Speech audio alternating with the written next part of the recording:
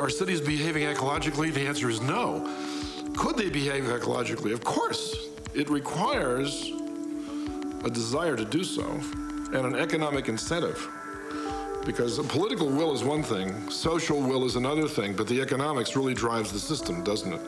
Okay, so is it economic to do this? And the answer is, are you kidding? Compared to what we have now, anything we can do to change this way of behaving is economic. New York City has lots of tidal power. They have the East River, for instance. We're experimenting now with turbines situated at the bottom of the East River, which will capture the electricity generated by the turbines turning in both directions. That's how we should be behaving.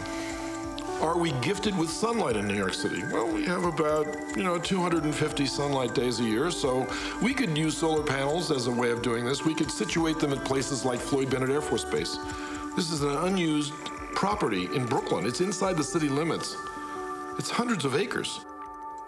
And every city has these characteristics, every one of them. I would like to see New York City and Chicago and San Francisco and Los Angeles and New Orleans and Phoenix and all those other great cities behave ecologically.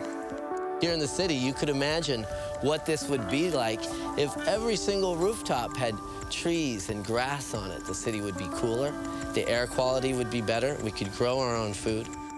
What if we could grow that food locally within the city and at the same time sequester some of those emissions and the CO2 that's being generated by that concentrated population?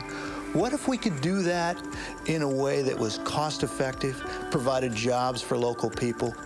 Well, that's pretty attractive. Welcome to the third agricultural revolution. The vertical farm will make food, it will make water, and it will make energy.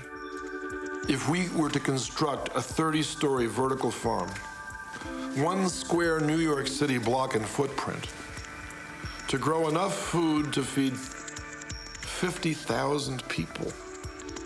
Not only that, I get some of my biodiesel from the algae that we grow in that controlled environmental future farm.